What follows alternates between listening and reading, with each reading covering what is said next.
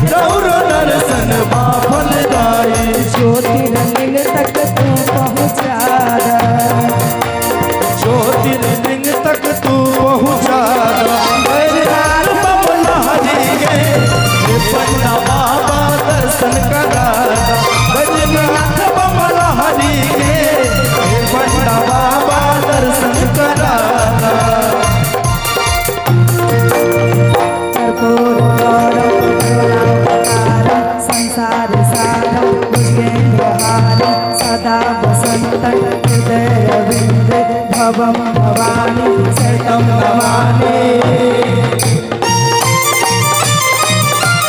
जय हो दर्शन के बाटे मन में माया सा रहूंगा दर्शन हमरा के आसरा मोहरो के पास हमरा दर्शन के बाटे मन में माया सा हरा से बाटे हमरा के आसरा हमरा से बात हमरा के हरा से बाटे हमरा के ज्योतिर्लिंग स्पर्श करा दे,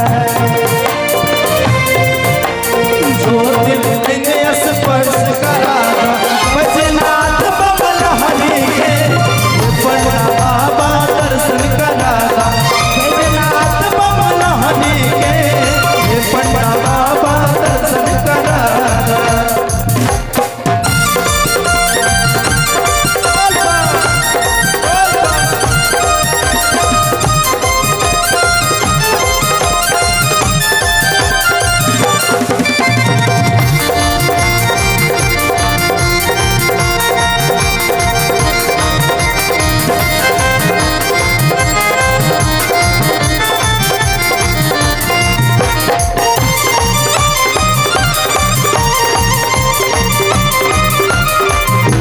छुएला पंडा जी और चरनिया विधवत करा दाना उनकर पूजनिया, करा